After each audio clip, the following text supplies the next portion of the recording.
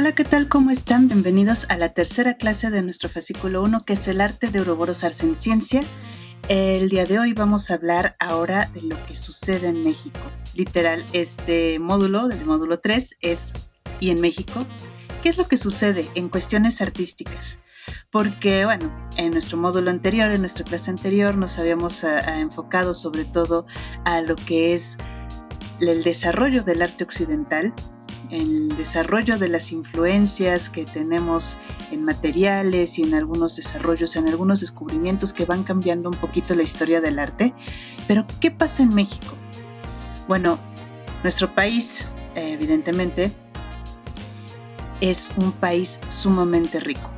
Tenemos una grandiosa recopilación de elementos que forman parte de nuestro patrimonio cultural, que nos identifican aquí y en cualquier parte del mundo. Puede ser el vestido, pueden ser elementos artísticos, puede ser incluso la música, por ejemplo el mariachi y otras instancias. Las danzas regionales también nos identifican de alguna manera. Y todo eso tiene que ver precisamente con el lugar en donde estamos, nuestro México. Entonces vamos a ver aquí en este caso un poquito de lo que es la evolución de la historia del arte en México. Otra vez recuerden que estos cursos son de introducción para que si ustedes desean puedan buscar más adelante desarrollar un poquito más esta espinita de la curiosidad que pasa bueno, qué es lo que sucede en nuestro país, qué es lo que sucede alrededor del mundo. No pretendemos que sea un curso súper académico, pero sí vamos a decir algunos detalles que esperamos que les llenen de curiosidad para que también puedan seguir estudiando o investigando por su cuenta. Y bueno, empezamos. ¿Qué pasa en México? ¿En dónde empiezan los asentamientos prehistóricos? Bueno, podemos empezar como hace unos 30,000, no es cierto. Sabemos que la migración humana se da del continente euroasiático africano a través del estrecho de Bering, que es este espacio que une a lo que sería América, en este caso Alaska hoy en día, con Rusia, y que durante la época de las glaciaciones ocurre una gran migración y que esa migración se va moviendo a lo largo del continente americano y vamos a tener diferentes asentamientos humanos. Entonces hace unos 10,000, 12,000 años más o menos antes de Cristo, también tenemos en México pintura prehispánica. Y esto se da lo podemos verificar en la Sierra de Baja California, en donde encontramos pinturas rupestres que representan berrendos, que son uno de los animales endémicos de la zona, son familia de los ciervos, y estos berrendos los empiezan a representar en antiguas cuevas, en lo que sería Baja California, en la Sierra de San Pedro Mártir, si mal no recuerdo. Efectivamente es la Sierra de San Pedro Mártir. Y estos asentamientos humanos, bueno, es esta evolución que se va dando. De aquí empiezan a salir los primeros pobladores de Mesoamérica y todo esto es todo el resto del continente americano. Evidentemente nosotros nos vamos a centrar solamente en México. Después de las pinturas de los berrendos y toda esta cuestión de la parte prehispánica, nos centramos un poquito en las primeras culturas, las que serían las culturas madres mesoamericanas, las que se dan en la zona de Occidente, y una de las más famosas, la cultura olmeca. Lo que es interesante del desarrollo del progreso artístico de esta época es precisamente esta habilidad de abstracción. Hay una gran importancia, hay una gran relación entre la representación artística con la representación de las fuerzas naturales, el desarrollo histórico, la importancia de los sacerdotes, de los líderes de las comunidades. Tenemos, por ejemplo, la escultura de un Xoloscuintle, que representa precisamente un poquito de la importancia que tiene este animalito para, si recuerdan, si vieron la película de Coco, este animalito es sumamente importante para guiar a los ancestros, a los antepasados a través del inframundo. Pero tenemos unas figuritas que tienen una representación más abstracta y se hacen ya sea en cerámica o en tallado de piedra. No podemos olvidar la cultura olmeca con estas grandes cabezas de gobernantes que se encuentran en la zona de la Venta, en Veracruz y Tabasco, que también, igual si se acuerdan un poquito de Stone Age, como lo habíamos mencionado, estos son piedras megalíticas enormes que pesan toneladas y no sabemos cómo es que las movieron, desde su punto de origen en las montañas hasta una zona pantanosa. ¿Cómo es que las movieron? Recuerdo que en algún momento y trataron de hacer, había un programa en el que trataba de reproducir precisamente cómo se habían movido estas grandes piedras. Y bueno, además utilizando maquinaria antigua. O sea, no tenemos la tecnología que tenemos hoy en día y fue casi completamente imposible mover las piedras. Entonces, hay muchas incógnitas todavía que se tienen que resolver y esa es una parte muy bonita de lo que sería la arqueología o la arqueometría en este caso, que se encarga de utilizar también técnicas nuevas, técnicas espectroscópicas para el análisis del patrimonio cultural. La ofrenda número 4 de la Venta, por ejemplo, es un proyecto en el que participé también en su estudio. Es una ofrenda que representa a varios gobernantes probablemente, o sacerdotes también, con ciertos rasgos felinos, porque los olmecas consideraban que el dios jaguar era uno de los más importantes. Inclusive se cree que el ser devorado por un jaguar era como uno de los mejores, ¿cómo se dice? De las mejores formas de morir, uno de los mejores honores. Entonces estas figurillas representan precisamente quizá unos rasgos felinos, y las manchitas de las piedras eran muy importantes para representar la conexión con el jaguar, que es como un animal sagrado. Y esa relación que existe entre las culturas mesoamericanas con el mundo natural también se representa muy bien en las figuras que se van encontrando. Esta ofrenda número 4 de la Venta es una ofrenda hecha de jadeíta particularmente, y que precisamente tal vez representa esta reunión de altos mandos de la sociedad de la Olmeca de aquel entonces. Nos vamos un poquito más adelante y una de las cosas que también podemos identificar con nosotros son los mayas. Los mayas, por ejemplo, tienen esta característica muy particular de que son una cultura sumamente avanzada. Son los hombres del maíz, se relacionan precisamente con una cuestión de agricultura y de desarrollo científico. Es una cosa curiosa porque al igual que en Egipto se crea el azul egipcio, los mayas crean, además del cero en las matemáticas, ¿verdad? Y muchas cuestiones interesantes en la parte científica, además de la observación astronómica. Los mayas también crean un pigmento azul artificial llamado azul maya hoy en día, que viene a diferencia de su contraparte egipcia, que es una contraparte de vidrio completamente inorgánica. Los mayas utilizan el azul maya y lo forman con dos bases, una de cerámicos, que sería una piedra de paligrosquita y otras cosas que vamos a ver también más adelante, y una orgánica que es con la planta de añil, que nos va a dar color que se llama índigo. Entonces, la cultura maya es una de las más arraigadas, de las más importantes también en nuestro desarrollo como nación, como cultura. Tenemos a Teotihuacán, que de Teotihuacán sigue habiendo muchísimas incógnitas, porque Teotihuacán ya estaba vacío cuando los aztecas, que sería la última cultura que tenemos antes de la conquista, llegan a este asentamiento y ellos les dan el nombre de Teotihuacán precisamente como ciudad de los dioses, porque están maravillados con la construcción que existe ahí. Pero bien a bien no sabemos exactamente qué fue lo que pasó con Teotihuacán y por qué quedó abandonada. Lo que sí sabemos es que es uno de los recintos que hoy en día también es uno de los más importantes y que tiene estas edificaciones monumentales, las pirámides del Sol, la pirámide de la Luna, y se siguen descubriendo todavía hoy en día algunas excavaciones, algunos vestigios arqueológicos que son sumamente importantes para su estudio. Tenemos, por ejemplo, el mural de la diosa, que está en perfectas condiciones, casi impecable, como si lo hubieran pintado ayer, y que nos muestra un profundo uso de la técnica. Es interesante ver cómo yo les estaba hablando en la clase pasada de Egipto, les estaba hablando de Grecia y de estos murales, de estos frescos, y aquí en Teotihuacán tenemos exactamente lo mismo.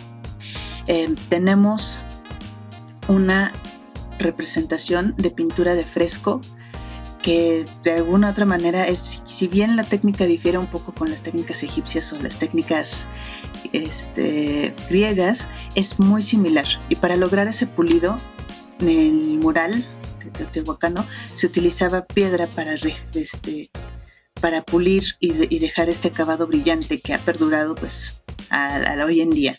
Todavía en 2018, 2020, si mal no recuerdo, se han encontrado otras tumbas que todavía siguen en estudio. Y sin mencionar que pues el mismo Teotihuacán ha propiciado a estudios también que tienen que ver con la parte física de partículas, que también hablaremos de ello un poquito más adelante. Entonces lo que podemos decir aquí es que Teotihuacán también influye mucho en el desarrollo de Tula, por ejemplo. Tenemos a Xochicalco, que también es otro centro astronómico súper importante, que estaba también ahí oculto en las montañas, en la zona de Morelos. Tenemos los códices que nos muestran precisamente esta importancia que tienen los artistas, los tlahuilos se les llama más adelante, que son aquellos que se encargan de registrar la parte histórica y la parte artística de estas culturas.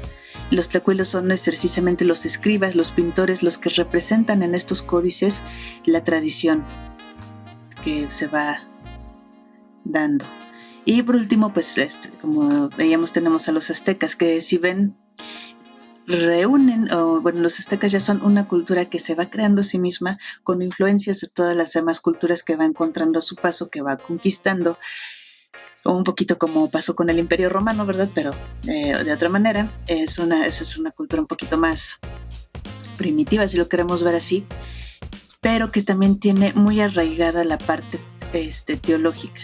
Hay un libro muy interesante que también les dejaremos en las recomendaciones, que habla acerca de los dioses mesoamericanos, los dioses que van influenciando precisamente la creación de estos templos y de estas edificaciones arquitectónicas, las edificaciones de las estatuas monolíticas que tenemos, como la Piedra del Sol, que se encuentra en el Museo del Templo Mayor, o en el Museo de Antropología, que se encuentra la escultura de la diosa Coatlicue, ¿no? Estos son sumamente importantes. La representación también, si bien un poco abstracta, un poco, ¿cómo decirlo?, no tan naturalista, sino más bien representativa, es una de las cuestiones también que es de suma importancia.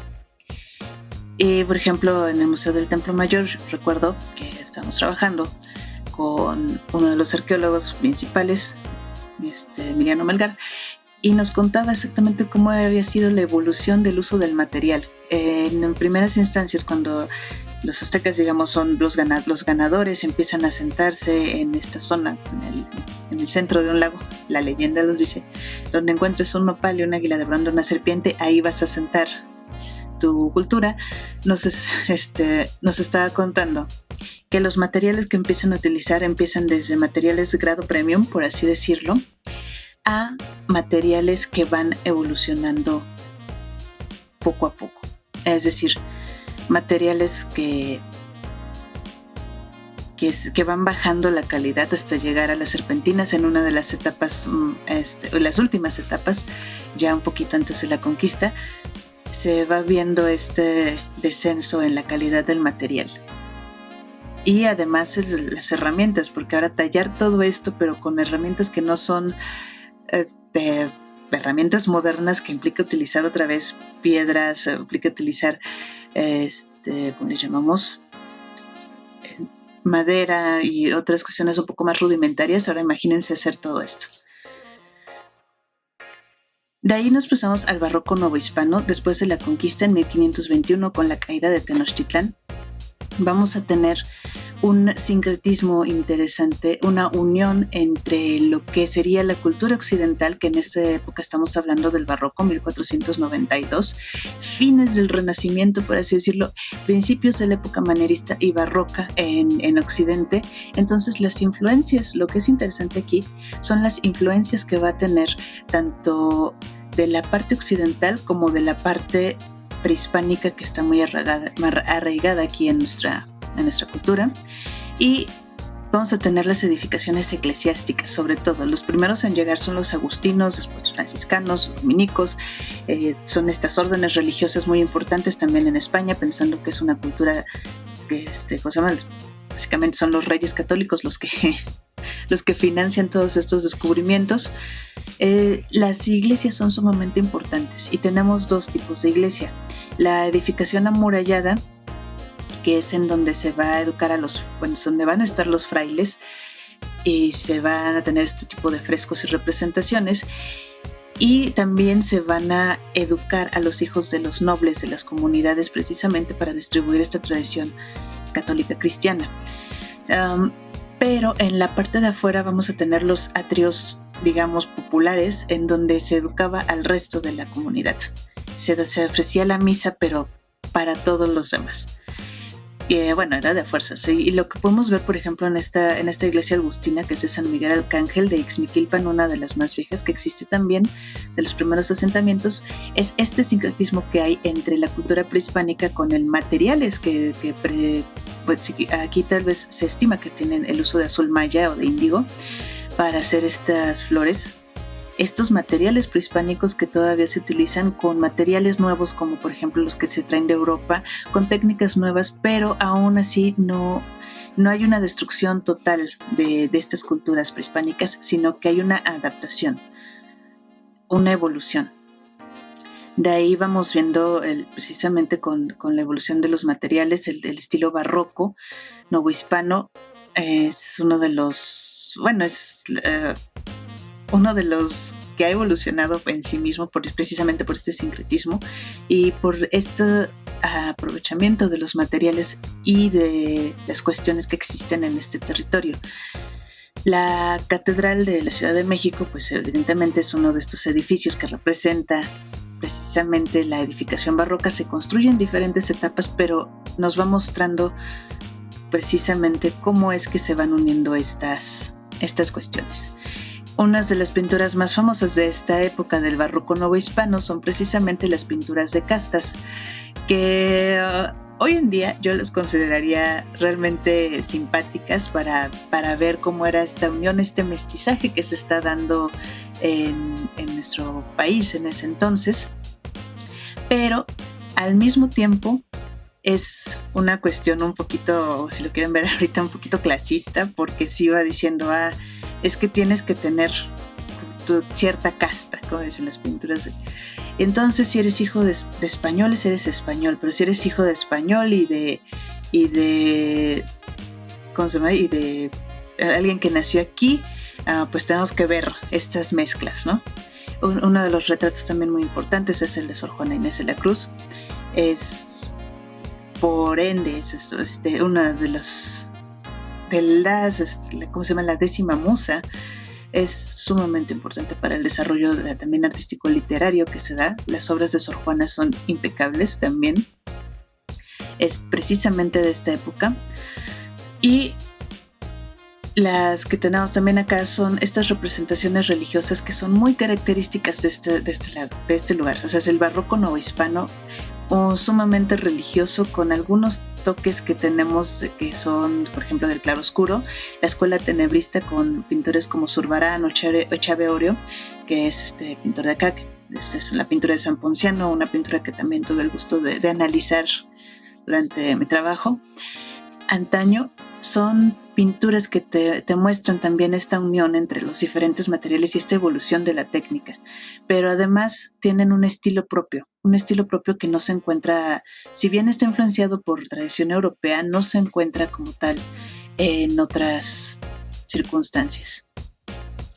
Y finalmente, pues de esta época, para terminar con el barroco, tenemos a Manuel Tolsá, que si recuerdan el edificio de minería, que también es como una de las últimas edificaciones de esta época, Tolsá es su arquitecto ingeniero y crea esta figura que es el caballito de Tolsá, muy polémica porque hace algunos años sufrió una restauración que no fue adecuada, una limpieza que no fue adecuada, y eso lo sometió a 3 años de un proceso de restauración, porque otra vez es muy importante considerar la reacción de los materiales para poder hacer este tipo de edificaciones.